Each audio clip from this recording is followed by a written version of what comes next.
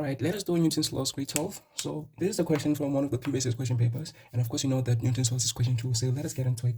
2.1 said 2 blocks of mass m and 2.5 kgs. Well, mass m kg and 2.5 kgs respectively are connected by a light inextensible string. The string runs over a light frictionless pulley as shown in the diagram below. And they're also saying that the blocks are stationary. So that is the diagram that I've given us, right? So let me redraw the diagram. So of course, I'm not going to draw like accurately or beautifully. I'm not really an artist, so I'm just going to draw a diagram that we're going to assume that it represents the one that we have in this example here. So of course we have the table and we have this mkg block. So this is an mkg block. So that means that we don't really have the mass of this block right here. And of course we have this pulley here, which this block is going to be pulled by, and this block is connected to another block of a mass 2.5 kilograms. So this is what we have. And of course they say that this what is it? This string here, it is light and inextensible. So what does that mean if I just had to explain it as a physicist? I'm not really a physicist, but you know, like when you do physics, you should feel like that, right? Right. So this, when I say that this string is inextensible, they mean like there is no elasticity force that is experienced by this string here. It is inextensible. That means that if it happened that we had to pull this block down, if we had to pull this 2.5 kg block down, it would have to, like, automatically would think that it was going to pull the mkg block, right? If we pull this one, of course this one is going to come, and if you pull this one is also going to come because they're connected by a string. But if this string was extensible, it means that there was going to be an elasticity force. There was going to be an elasticity force. Okay, that means that this string was going to be elastic. It was going to extend. If we had to pull this block down, then instead of this block pulling this mkg block, then this string will extend and this block will remain at rest. It will not move at all. What was going to move is the string because it will just be extended. Okay, so the string was going to extend instead of the block being pulled. The very same thing was going to apply if we had to pull this mkg block to the left. This block was not going to be, it was not going to move anyway. In fact, it was going to move maybe down instead of actually being pulled up because this string is extensible. Then that means that there's an elasticity force in the string. That is why they're saying to us this string is inextensible, so that when you pull this block, the mkg block can be pulled to the right, and when you push the mkg block to the left, the 2.5 kg block can be pulled up. It is important for them to mention that this string is inextensible, because if it is not, then we have to assume that it is not inextensible. It is not inextensible, but that means it is extensible and it has an elasticity force in it. Therefore, we have to consider to apply the principles that actually apply when the string is not inextensible. Okay, so it was very important for them to actually mention that. They also mentioned that it is light. So when they say it is light, they just simply means that it is massless. That means its mass is equal to 0 kilograms. These two things that they have actually mentioned, they want us to assume that there's not going to be any effect that the string is going to have on the system. So this is a system of 2 kg blocks that are connected by a string. So this string is not going to have any effect on at all on the motion of the 2 blocks. That is why they have to mention that it is inextensible and also it is massless or it is light, so that there's no effect that it causes. It does not cause any effect on the 2 kg block, nor it causes any effect on the mkg block. They're also saying that the pulley is frictionless. So when they say that a pulley is frictionless, they mean that it is not rough. Therefore, there's no friction force that the string is going to experience, as the 2 blocks are either pushed up or to the left or down and to the right. So that means the pulley and the string are not going to have any effect on the system or on the motion of the 2 blocks. So these are the things that I have to mention. It is like ignore the effects of other forces or other factors. We only want to consider the effects of the 2 kg blocks only. And of course, the string is inextensible. I hope that I've actually explained that in a way that you understand. I'm not going to repeat this in other videos. As long as they mention that the string is inextensible and the pulley is frictionless, you should know that they're just saying ignore the effects of other factors or ignore the effects of everything besides the blocks. I hope that is clear. Right, so this is the system that we have, right? Let us go to the question. The first question says 2.1.1, state Newton's third law in words. So this is how the Newton's third law states in words. Newton's third law states that when one object exerts a force on another object, the other object or the second object is going to exert a force of equal magnitude in opposite direction to the first object. Okay, so that's what Newton's third law states in words. So let us write that down. So we're going to be like, when object 1 exerts a force on object 2, you can say when object A and B. Okay, so when object A exert a force on object B, then the other object, which is the second one, then object 2 will exert a force of equal magnitude. Remember that magnitude is size. Of equal magnitude in opposite direction. In opposite direction to object 1. So example of this is you pushing a wall. So when you push a wall, the wall is going to be pushing against you as well. So the force that you're going to be pushing against the wall is the same force that the wall is going to be pushing against you. Just that these two forces are acting in opposite directions. So you are pushing against the wall is pushing against you. The fact that causes you and the wall not to move, both of you to remain stationary as you're pushing against each other. When you're pushing against the wall, you can actually feel that you are pushing against the wall. That means you are applying a certain force. But the reason you are not moving, no, the wall is moving, is that you and the wall are exerting the same force, but these forces are in opposite directions. So let us say that maybe this is I don't know. Okay, let us say that let us say that there is a force that is going to be acting on the wall. So the force that is going to be acting on the wall is you. You are going to be pushing against the wall. Maybe let us say to the right, for example. And or maybe let me actually explain in a using a real example. So let us say that maybe it's you here. It's you here and it's your friend here. Okay. So we have a rope between you two. So both of you are holding a rope and you are pulling against each other, right? So let us say that this is the middle point of the rope. So this is you. You are going to be pulling the rope to the right, and your friend is going to be pulling the rope to the left. So if the magnitude of the two forces that you are exerting on each other or you are pulling against each other is the same. So let us say that maybe you are pulling the rope with a force of 50 newtons. And your friend is also pulling with a magnitude of 40 newtons. But of course, this since this is in opposite directions and also force is affected diagram, we have to mention or we have to consider the direction. So let us say that maybe we take positive we take to the right is positive. So that means that you're going to exert a positive 50 newtons. Your friend is going to be exerting a negative 50 newtons because they're exerting to the left and we're taking up they're exerting to the left and we're taking to the right is positive. Right. So if we had to come up with the resultant of these two forces, F net, which is the resultant or the net force, we have to say force 1 plus force 2. So we're going to be like force 1, which is F1. So we're going to be like force 1 plus force 2. So force 1 is the one to the right, which is yours. So we're going to have 50 plus 50 newtons plus then force 2 is going to be negative 50 newtons. So if you press this into the calculator, we're going to have 50 newtons minus 50 newtons, which is just 0 newtons. It means that the net force is going to be equal to 0. This is what Newton's third law is explaining. They're explaining that when two forces are acting on the same object and they're acting in opposite directions, then the total effect is going to be equal to 0. There's not going to be any movement. That means they're going to remain stationary.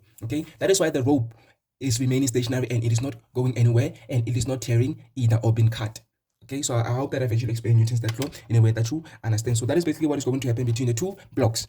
The fact that they are stationary is something that we have to consider and apply it with or relate it to the Newton's third law. Let us go to the second question, which is 2.1.2. 2.1.2 says calculate the tension in the string.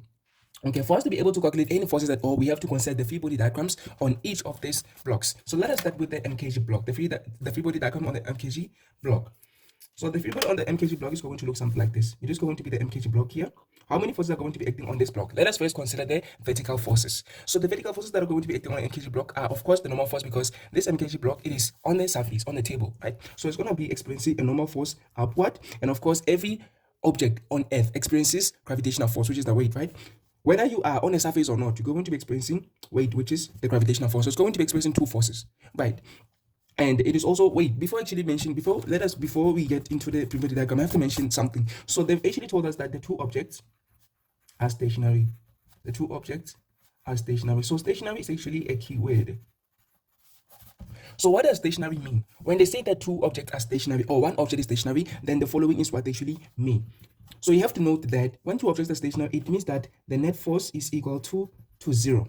Okay, it is equal to 0. There is no acceleration at all. Remember that F net is actually the net force is actually directly proportional to the acceleration. So if the net force is equal to 0, it means that the acceleration is also equal to 0. It makes sense that the acceleration is equal to 0 because the two forces, the two blocks are stationary, they're not moving, therefore they're not accelerating. So when F net is equal to 0, then acceleration is also equal to 0. It means that the velocity is also equal to 0 of the whole system. Right. So that is the first thing that stationary mean. The second thing that stationary mean, it means that the forces, all the forces, let me actually say all the forces.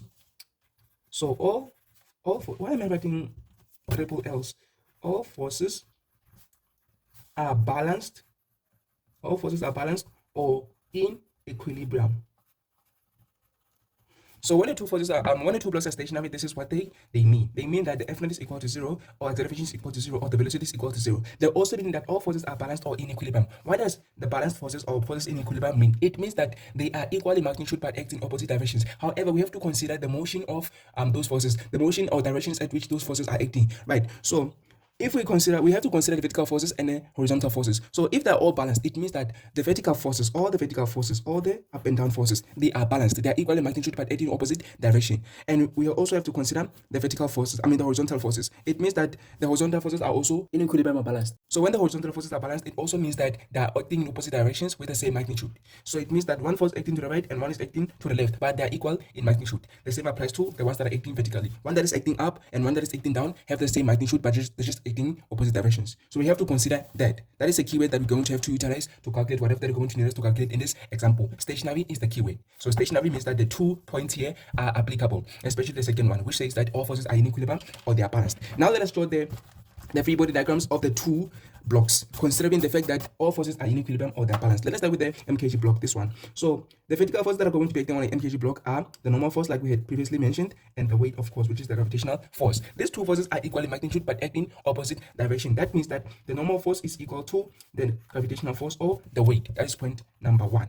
Point number 2 is that these are the vertical forces. We have to also consider the horizontal forces. So the horizontal forces that are going to be acting on the MKG block are, of course, we have the tension, which the MKG block is going to express due to the 2.5 kg. So the 2.5 kg is actually exerting a tension force on the MKG block, trying to pull it away from wherever it is at, trying to pull it towards itself, actually, not actually away, right? So it is the tension force which the MKG block is going to experience, and the tension force is to the right because the 2.5 kg block is pulling it to the right. But it is also going to experience the static frictional force. Why is it static frictional force? It is because this block has not yet moved, because the two blocks are stationary. So the fact that the two blocks are stationary means that it is still at rest. So it's going to experience a frictional force, but that is static. So we're going to call that a static frictional force. So it means that the static frictional force, which is not allowing or which is denying the motion of this MKG block, it is equal to the tension force which is exerted by the 2.5 kg block on the MKG block. So it means that number 2, the static frictional force is equal to the tension. So this is point number 2. This is in terms of the MKG block. So this is the free body diagram of the MKG block. Let me draw the free body diagram of the 2.5 kg block. So the free body diagram of the 2.5 kg block is the following. So how many forces are going to be acting on the 2.5 kg block? This thing that we have to mention is the fact that this 2.5 kg block is suspended. It is hanging in air. So it is not actually on a surface, right? So there's not going to be any horizontal forces that are going to be acting on a 2.5 kg block. Only the vertical forces are going to be acting. So how many vertical forces are going to be acting on this 2.5 kg block, or which are those, right? So of course we know that it's going to experience the gravitational force, which is the weight, but it's also going to experience the tension force due to the MKG block, and this tension force is going to be pulling it up. So we're going to have the tension force pulling the MKG, that 2.5 kg block up. So these two forces are the only forces that are going to be experienced by the 2.5 kg block, but they are acting in opposite directions and they are equal in magnitude because of the fact that all forces are balanced or in equilibrium, since both blocks are stationary. So the keyword stationary is the one that is going to give us a conclusion that the forces are in equilibrium or they're balanced, and that they're acting opposite directions but they're equal in magnitude. It means that the tension force here is equal to the weight, but this is in terms of the 2.5 kg block. So this is the free body diagram of the 2.5 kg block, and this is the free body diagram of the MKG block, right? So this is point number 3. Okay, now that we have drawn the free body diagrams, let us try to answer the 2.1.2 question, because we cannot answer a certain question that is asking for the magnitude of a force if you do not know, or if you have actually drawn the free body diagrams that are correct. So we have to be able to draw the free body diagrams and calculate whatever force that is actually going to need from us by utilizing that free body diagram as an aid. I hope that is clear, right? So let us go to 2.2 and try to answer it. Let me actually shift a little bit down so that we can be able to see what I'm going to write next. All right, so 2.1.2, which is asking for the tension force. Okay, so let us look at the MKG block and see what information we can actually have on the MKG blocks. Remember that the MKG block, okay, well, this is the table that actually looks something like that. And then we have the MKG block, and then we have the pulley, and then we have the 2 kg block here. So this is the 2.5 kg block, and this is the MKG block, right? I'm going to erase this. So it seems that we don't actually have enough information about the MKG block. Why are we concluding that we don't actually have enough information about the MKG block? Let me actually show that to you, because you are in an exam and you're trying to think fast, right? So with the MKG block, we said that the static frictional force is equal to the tension. We also said that the normal force is equal to the weight. This is in terms of the MKG block, but they wanted the tension. So we gotta focus on the equation that has the tension. So we're not gonna focus on the normal force is equal to the weight equation. We're only going to focus on the Fs is equal to the tension. So let us try to see if we're going to be able to find the tension. So they want the tension and it is equal to the static frictional force. We want the tension, so that means we don't have the tension, but we also don't have the static frictional force because they didn't actually give us the static frictional force. So it means we have two unknowns and one equation. That means we cannot solve for either variable or either of the unknowns. You cannot solve for two unknowns using one equation. If you have two unknowns, you have to have two equations so that they can become simultaneous equations. So the fact that we have two unknowns in regards to the MKG block, it means we cannot utilize the equations that are involving the MKG block or that are in regards to the MKG block. Let us see the equation that we have regarding the 2.5 kg block. We have the tension is equal to the weight. So we're looking for the tension. That's what we're looking for. So we don't have the tension, we're looking for it. Do we have the weight? Yes, we have the weight, which is the gravitational force, because the weight of an object, as long as the mass of an object is known, then we're going to be able to calculate the weight, because we know that weight is equal to the mass multiplied by the gravitational acceleration of an object. Okay, so this gravitational acceleration is given as a constant and is always equal to 9.8 meters per second squared. So if we have the mass of an object, then of course we're going to be able to calculate the weight of the gravitational force that it is going to experience. It means that the fact that we have the mass of the 2.5 kg block, then we're going to be able to calculate the tension, because we're just going to be like tension is equal to weight, which is equal to mg, and then m is equal to 2.5 kg multiplied by the 9.8. Okay, so it means we're going to calculate the tension force utilizing the second equation in regards to the 2.5 kg block. So let us do that. So I was just trying to show you why the MKG block does not have enough information. So I hope that we've actually managed to see that, because when you're in an exam, you're trying to think first, and that is how you do that. Okay, so we're going to be like tension is equal to weight. So we know that weight is equal to mass multiplied by gravitational acceleration. So we're going to be like tension is equal to weight, which is equal to m times g, and then substitute the mass, which is 2.5 kg, multiplied by the gravitational acceleration, which is 9.8. So when you multiply these two, you're going to get 24.5 newtons. Okay, so it means that the tension force is equal to 24.5 newtons, and that is how we get our 3 marks. Maybe we're going to get our 3 marks by substituting the mg,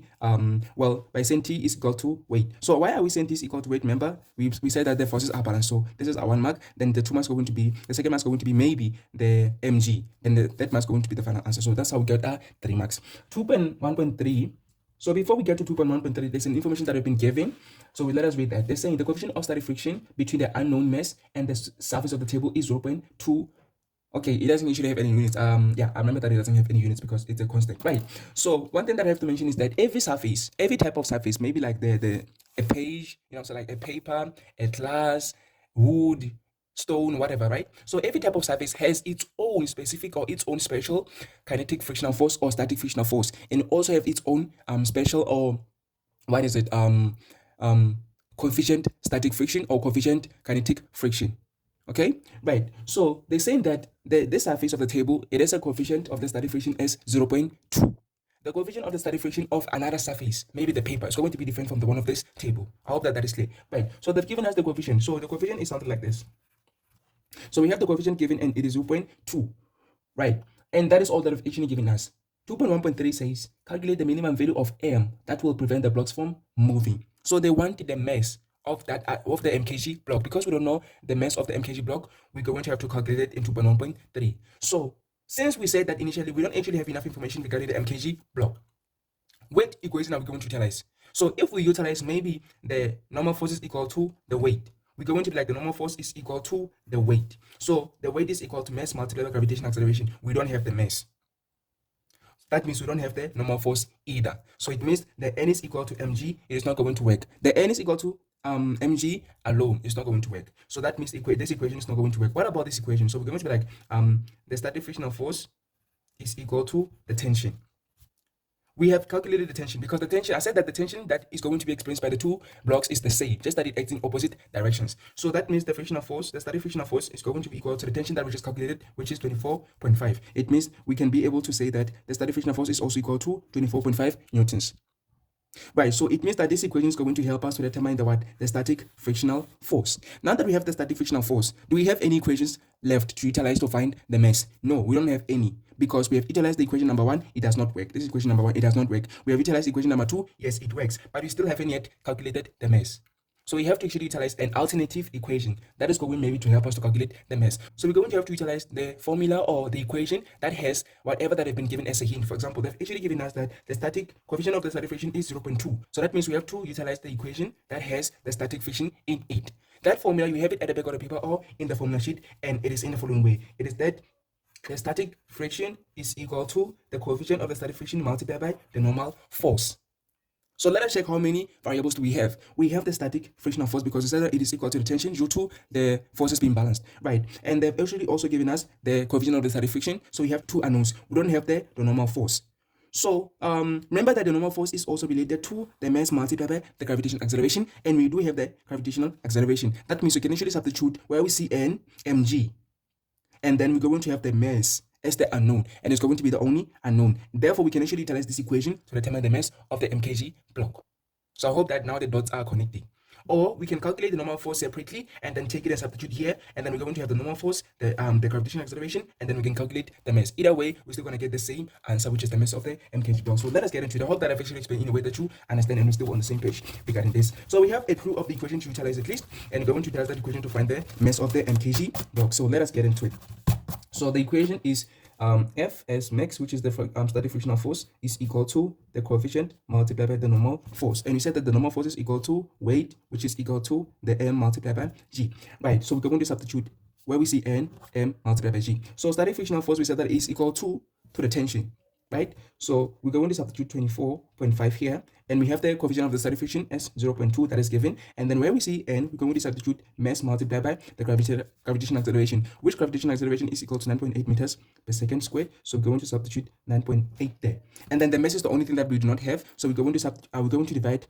I don't want to waste any time, so I'm just going to divide by 0.2 multiplied by 9.8. Divide by 0.2 multiplied by 9.8. So 0.2 is going to cancel 0.2, and 9.8 is going to cancel 9.8. Therefore, the only thing that's going to remain is the m, which is the mass. So if we put this into the calculator, you're going to get 12.5 kilograms. So it means that the mass of the MKG block is 12.5 kilograms. So m is equal to 12.5 kilograms, and this is how we get our 5 marks. I think it is 5 marks because we're going to have to utilize this equation, so maybe they're going to mark us for using this equation. I think we're also going to be marked for maybe saying that due to the forces being balanced, we have to also mention that the static friction is also equal to the tension. I think they're also going to mark us for that, for saying that the static friction force is equal to tension, therefore it is equal to 24.5. Maybe we're going to get another mark for that, and of course another mark we're going to get them by maybe substituting and also simplifying, getting the final answer, right? So that is how we get our 5 marks. Right, a lot of learners are intimidated more by the mark allocation than the actual question, so please do not be intimidated by the question or the mark allocation, because you're going to that's going to frustrate you without even knowing that the question is very, very simple. Okay, so let me go to the next page because I actually give enough space for calculating whatever that is going to be needed for us to calculate in the next questions. All right, so these are the answers that we've gotten so far, so we have to keep note of them. So there's an information that have been given before 2.1.4, so let us read it. The block of unknown mass m is now replaced with a block of mass 5 kilograms. Okay, so let me redraw the sketch again, so please excuse me for a second. All right, so what they're saying is that the 12.5 kg block is now replaced by a block that is of the mass 5 kgs, okay? It means that we have done what? We have decreased the mass of the previous block. So initially it was 12.5 kilograms, now it is 5 kilograms. So we have decreased the mass of this. So what is going to happen when we decrease the mass of this? We're going to see what's going to happen, okay?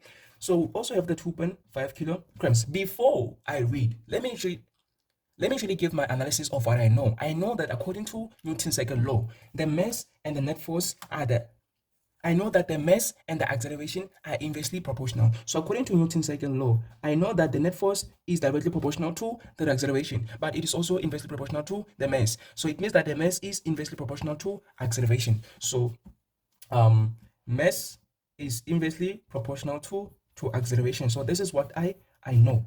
So what has happened to the mass? The mass has been decreased. So when the mass decreases due to the inverse proportion, it means that the acceleration is going to increase. Remember that initially when this block was 12.5 kilograms, the system was stationary. But after decreasing the mass to 5 kgs, then the mass is decreased. It means the acceleration of the system is going to increase. Then it means that the system might actually accelerate. So where is it going to accelerate? Because the mass was not increased, it was decreased. Then that means that this block has been weakened. So when it has been weakened, it means that this block now is going to experience it means that this force now is going to have more power than this block. Therefore, this block is going to pull the 5 kg block to the right. Okay, so it means that this block is going to be pulled to the right. Why? Because it has been weakened. Its mass has been decreased. Therefore, it's going to accelerate. So it's going to be accelerating to the direction of the force that is going to be acting on it. It is not going to be accelerating to the direction of the frictional force, but it is going to be accelerating to the direction of the force that is going to be pulling it, which is the tension force. And because the tension force is acting to the right, that is going to be pulled to the right. So this is where the 5 kg block is going to accelerate. So since this is a system and the string is inextensible, then of course they're both going to move together. So if this block moves to the right, then it means this block is going to move down. The 2.5 kg block is going to move down. So this is going to be the direction of the motion of the system. So the system is going to accelerate, and the 5 kg block is going to accelerate to the right, when the 2.5 kg block is going to accelerate down. I know that from the second law, because the mass has been decreased and the mass is inversely proportional to the acceleration. Therefore, when the mass decreases, the acceleration increases. So you must make sure that you remember all the Newton's laws: the second law, the first law, and the third law. Now that we have done our analysis, let us read what they actually said. They also said that the 2.5 kg block now accelerates downwards. Obviously, the 2.5 kg block accelerates downwards. If you have done your analysis, you're going to know that that is obvious, right? They're also saying that the coefficient of the kinetic friction between the 5 kg block and the surface of the table is 0.5 kilogram. 0.15, right? So there's a difference between the coefficient of the static friction and the coefficient of the kinetic friction. So initially, the coefficient of the static friction was 0.2. Now the coefficient of the static friction of the kinetic friction is 0.15. Why are these two values different? It is because the static frictional force is actually greater than the kinetic frictional force. The static frictional force is greater than the kinetic frictional force. Why? It is because the static frictional force is denying the motion of the object. That means it is a greater force that actually denies the motion of the block. But the kinetic friction is still acting on a 5 kg block, but it is not really denying. That means the block is still moving. Although there's a kinetic frictional force, the block is still moving. So that is why the kinetic frictional force is weaker than the static frictional force. Static frictional force is like somebody who actually stops you from moving at all, and somebody that is trying to push you away to stop you from going forward, but you are still able to push them forward. I hope that you understand what I'm saying. So it's you and maybe two people. So once somebody is slim and the other one maybe is big or is muscular, right? So this one that is slim is trying to push you away. That means it's trying to stop you from going forward, right? So because the person is slim, you are still able to push them forward. That is what the kinetic friction does. It tries to stop the motion of the 5 kg block, but still the 5 kg block persists its motion. So that is why the kinetic frictional force is weaker than the static, because the static really stops the motion of the block. So it is like that muscular person. So you're trying to push them, but nothing's happening. So that is why we're saying that the static frictional force is greater than the frictional force, and this is always the case. This always applies. That is why the coefficient of the static friction is greater than. That is why the coefficient of the static friction is also greater than the coefficient of the kinetic friction. So I hope that this makes sense. That is why the coefficient of the kinetic friction is 0.15, whilst the coefficient of the static friction is 0.2. Right. So I hope that is clear. 2.1.4 says, by the way, we have to note that the fact that I've given us the coefficient of the kinetic friction, then we might actually be asked to utilize the Fk is equal to the coefficient of the kinetic friction multiplied by the normal force, this equation. The very same way they've actually given us the coefficient of the static friction, and we utilize the equation. The static friction is equal to the coefficient multiplied by the normal force. Remember that they gave us this and we utilize this equation. So the fact that they've given us this means that we might actually need to utilize this equation. So we have to keep that in mind before even reading the question. So this is our analysis, and this is the clues that we're going to give ourselves before we get into answering the question. So I hope that we're still on the same page. Right, so 2.1.4 says, calculate the magnitude of the acceleration of the 5 kg block. So they want the acceleration. Okay, so please keep this information in mind. I'm going to erase this so that I may have enough space to write the calculations here. So please excuse me for a second. All right, so let us write down what we actually given us as the hints, right? So we said that, okay, we have 2.1.4, and it said that we might actually need to utilize the equation Fk is equal to the coefficient multiplied by the normal force. We also said that the coefficient of the kinetic friction is equal to 0.15, right? So we're going to say that the system is going to accelerate. So for us to be able to calculate the acceleration, we have to consider the Newton's second law. Why the Newton's second law? Because the object is accelerating, and Newton's second law is the only one that mentions acceleration. So that is why we have to apply the Newton's second law. So according to Newton's second law, the net force is directly proportional to the acceleration and inversely proportional to the mass, and this is its equation. When a net force is applied to an object, the object will accelerate at an acceleration that is directly proportional to the net force but inversely proportional to the mass of the object, right? So this is Newton's second law, but this is in terms of the 5 kg block. So we know that the 5 kg block is going to accelerate to the right. So what are the forces that are going to be experienced by the 5 kg block? So we have the 5 kg block here. So it is going to experience a tension, but this tension is going to be greater. Now the forces are not balanced because we have acceleration. It means that the F net now is greater than 0. It is no longer equal to 0. Therefore, we do have the velocity, and it is going to be changing. Therefore, we're going to have the acceleration that is greater than 0. So since we actually have this, then it means that the force that is actually acting in the direction of the motion of the object is the one that is going to be the net force or greater. So it means that since the 5 kg block is acting to the right, then the force that is actually pulling or acting to the right of the 5 kg block is the one that is going to be greater. It is going to determine the motion of the object. So it means that the kinetic friction that is denying or defying the motion of the block is going to be less than the kinetic the tension force. So we're just going to draw a shorter line. Okay, so when you draw a free body diagram, you have to mention take note of the length of the lines. So the force that is greater, you're going to draw a longer line than the force that is going to be less than that other one. So that is why I've drawn the force of the tension is longer than the force of the kinetic friction. So I hope that this diagram makes sense. So these are the only forces that are going to be acting on the 5 kg block that are horizontal. And remember that the 2.5 kg block is going to experience vertical forces because it is still suspended. And the greater force in terms of the 2.5 kg block is going to be the one that pulls it down because the system is accelerating. The 5 kg block is accelerating to the right, and the 2.5 kg block is accelerating downward. That means the force that is acting downward on the 2.5 kg block is going to be the one that is greater than the one that is pulling it up. It means that the gravitational force is the one that is going to be greater than the tension force that is going to pull the 2.5 kg block up. Now we have these two free body diagrams. So the 5 kg block is going to accelerate horizontally, and the 2.5 kg block is going to accelerate vertically. So these are the two diagrams. So this is for 5 kg and this is for 2.5 kg. Now let us calculate let us try to calculate the acceleration. Right. So the forces that are going to be acting on the 5 kg block are only two, and we have the tension and we also have the frictional force. But they are acting opposite directions, so we're going to take maybe to the right as positive. So since tension is acting to the right, it's going to be positive, but since the frictional force acting in the opposite direction, which is left, we're going to consider it negative. Right, we also have the mass, which is 5 multiplied by the acceleration, which we have to calculate, so that is A. So the free body diagram is actually giving us a clue on how the signs of the forces are going to be. So let us erase it now that it has helped us. So we're going to be like tension minus, because plus multiplied by negative is minus, and it's going to be minus the Fk. So it's going to be minus the Fk, but we also say that the Fk is equal to the coefficient of the kinetic friction multiplied by the normal force. It means wherever we see Fk, we can actually substitute the coefficient of the kinetic friction multiplied by the normal force. And remember that the normal force is equal to, because this object is accelerating to the right, it means that all the vertical forces are still balanced because it is not moving, or it's not in a vertical motion. So if it is in a horizontal motion, we only consider the horizontal forces. That means the vertical forces are still balanced. So since the vertical forces are still balanced, it means the normal force is still equal to the gravitational force. So we know that the normal force is going to be equal to gravitational force, which is equal to mass multiplied by gravitational acceleration. It means wherever we see the normal force, we can substitute the mass multiplied by the gravitational acceleration. So we're going to be like the coefficient of the kinetic friction multiplied by the mass multiplied by the gravitational acceleration. So this whole thing is equal to the frictional force. So since we want to substitute the mass the magnitude of the frictional force here, we can just substitute the coefficient multiplied by the mass multiplied by the gravitational acceleration. So we're going to be like the coefficient is equal to 0.15. Okay, this is minus the whole thing. 0.15 multiplied by what? Multiplied by the mass, which is equal to 5 kg. Remember that it's the mass of the 5 kg block. So multiplied by 5 multiplied by the gravitational acceleration, which is 9.8. So we're going to be like all of this is equal to 5a. So what is the product of this? So we're going to be like tension minus, and what is the product of this? It is 7.35, which is equal to 5a. So at this point, we can actually notice that we have two unknowns. We have the tension, we also have the acceleration. So we only have one equation, which we cannot actually utilize to find two unknowns. We must have two equations to find two unknowns. Somebody will be like, didn't we really calculate the tension? We said that it is equal to 24.5. Yes, we did, but that was when the system was stationary. That was when the system was stationary. Now the system is accelerating.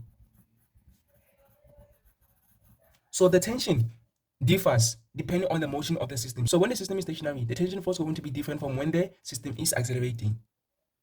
Okay, so the fact that the system is now accelerating, the tension force is going to be different, but we do not know how it has changed and how much it is going to be. So that means the tension force now it is an unknown.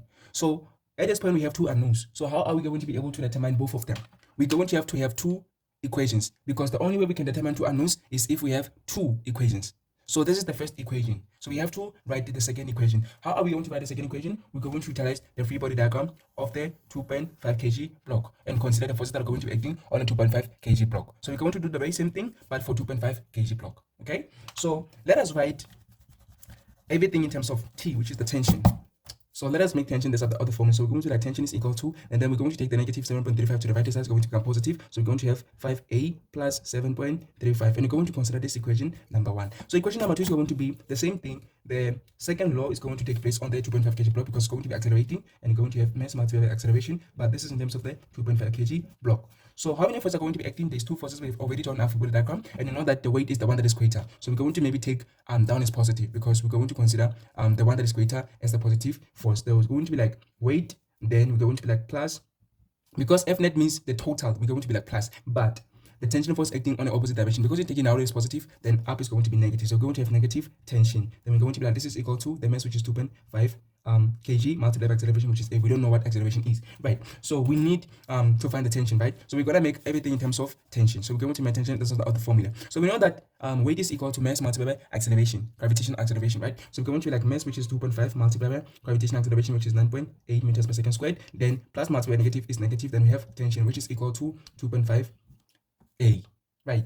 And then what is 2.5 multiplied by 9.8 equal to? We said that it is equal to 24.5. So we have 24.5. Right, so you can see that the tension force is no longer 24.5 because the system is no longer in equilibrium. It is no longer stationary. So if we had said that the tension is equal to 24.5, would it have 24.5 from the weight, would also have the 24.5 from the tension. Therefore, it would be 0. Therefore, the net force would be 0, which is not true because it is accelerating. So when the system is accelerating, the net force is greater than 0. It is not equal to 0. That is why we say that the tension is not going to be 24.5 anymore. It is going to have changed because the system is now accelerating, right? So that means we don't actually have the tension. So we're going to like minus tension is equal to 2.5 A. Because we want to make tension the sum of the formula, we're going to take it to the right and it's going to become positive. Therefore, we're going to have 24.5, and then we're going to take 2.5 A to the left hand side and it's going to become negative. So we're going to have minus 2.5 A, which is equal to tension. Now this is the second equation. Now that we have two equations and two unknowns, which is the tension and the acceleration, we can calculate for both of them, which are simultaneous equations that we have learned in algebra paper 1. Okay, right, so tension is equal to tension. I said that the tension force which is going to be experienced by the 5 kg block due to 2.5 kg block is going to be the same tension as that is experienced by the 2.5 kg block due to the 5 kg block. All that we are clear with that. So it means this tension is equal to that tension. Therefore, we can actually equate the two equations. So we're going to like equation 1 is equal to equation 2 and then determine the acceleration. Okay, so I don't actually have enough space. Let me actually shift my camera a little bit down so that you can see the calculations. All right, so we're going to be like tension is equal to tension. Tension experienced by the 2.5 kg block is the same as the tension experienced by the 5 kg block. So we're going to write tension 1, which is equal to 5A plus 7.35 is equal to tension B, which is negative 2.5A plus 24.5, or the other way around, 24.5 minus 2.5 kg block as we had written initially. So what we're going to do is we're going to collect the like terms. So the constants on the constant side, the variables on the variables side. So we're going to take negative 2.5A to the right hand side and positive 7.35 to the left hand side. So we're going to have 5A plus the 2.5A. So we're going to have 5A plus 2.5A is equal to 24.25 minus, because it was positive initially, and then when we skip, the equal sign is going to become negative. So negative 7.35. 5A plus 2.5A is 7.5A, which is equal, from here just algebra, right? So 24.5 minus 7.35 is 17.15. So we're going to have 17.15, and of course we're looking for acceleration, so we're going to divide both sides 7.5. So acceleration is going to be equal to 2.33. So it's going to be 2.33 meters per second squared. What did they say? Did they really say we should include the...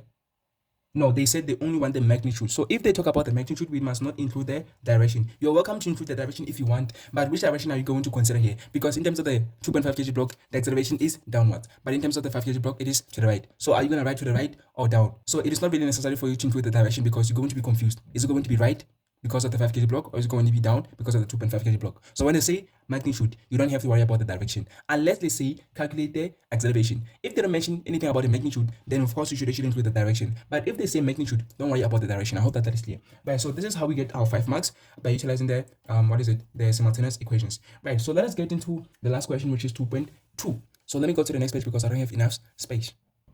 All right, so we are at question 2.2. So we can notice that 2.1 and 2.2 are two different or two separate questions. It means that they are not related at all. So we have 2.1 and its sub-questions, 2.1.1 to 2.1.4. 2.2 is a separate question. It does not relate to 2.1, or its answer is not going to depend on the answers that we have got previously. Okay, so we have 2.1 and 2.2, so there are two different questions. So 2.2 says a completely different question. So 2.2 says a small hypothetical planet X has a mass of 6.5 times 10 to the power 20 kilograms and a radius of 550 kilometers.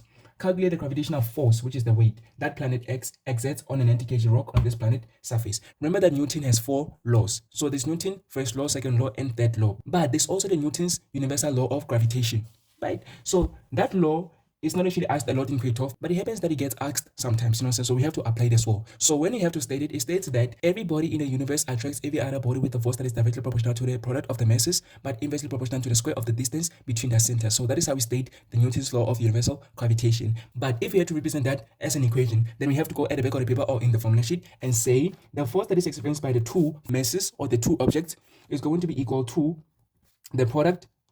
It is going to be directly proportional to the product of the masses, which is the mass 1 multiplied by the mass 2. So this is the mass of the object 1 multiplied by the mass of the object 2. So the force is going to be directly proportional to the product of the two objects' masses divided by, which is directly proportional to the square of the distance between the two objects' centers. So this is the formula that you're going to utilize to calculate the force that you should want in this example or in this question. All right, so this formula, have it at the back of the paper or in the formula sheet. Because they're looking for the force, then we're going to utilize this one. A lot of learners actually confuse the gravitational acceleration, which is like this, with the force. So this is how we calculate the gravitational acceleration of every planet, given the mass of the planet and its radius. But this one, we utilize it to calculate the force, the gravitational force that the two objects are going to exert on each other. For example, like the Earth and the Moon, or the Earth and the Sun, or the Sun and the Moon. Okay, so this is the formula that we utilize to calculate the force, the gravitational force that is exerted by the two objects on each other. But this one is for the gravitational acceleration. So please don't confuse the two. By the way, this G here, it is a constant. It is not the same as this G. I know that a lot of learners actually confuse the letters. So please do not confuse those. Because they wanted the force, we're going to utilize the F, not the G, right? So we're going to substitute wherever we see G, which is the constant, 6.67 multiplied by 10 to the power negative 11. That is a constant. And then we're also going to need to multiply by the mass of the first object, which is the planet. So we're going to be like 6.5 times 10 to the power 20. And we have to also consider the units. So everything of the mass is given in terms of the kilograms. That means we're all right with the masses, right? And the mass of the second object, or this the rock, is 90, so 90 kilograms. So we're going to divide by the square of the distance between them, which is, well, the radius is 550. So in physics, we consider the unit of a length or a distance in meters, not in kilometers. So it means that we have to convert the kilometers to meters. 550 kilometers is equal to 550 multiplied by 10 to the power 3. Or it is equal to 550, then we put 3 zeros, meters. It's either you're going to write it in an exponential form or in a standard form. But we have to convert the kilometers to meters. That is the first thing. This is one thing that a lot of learners tend to forget, and that is how they lose the marks. A lot of learners substitute the 550 kilograms here, and they get it wrong because they didn't convert the kilometers to the meters. So you have to be careful on that, okay? So we're going to substitute the radius in meters. So we're going to be like 550 multiplied by 10 to the power 3. Then, of course, we're going to need to square it because this is in meters, okay? Then we have to also square that. Right. So what is going to be the force? The force, okay, well, let me just quickly erase this. The force is going to be equal to, 12.899, which is 12.90 newtons. So this is the force that each of this exert on each other. So this is the force that the planet exerts on the rock and the rock exerts on the planet. So this is how we answer this typical Newton's laws question 2 from my previous question paper. So I hope that if you enjoyed the video, see you in the next one. We're still going to be doing the Newton's laws. Thank you.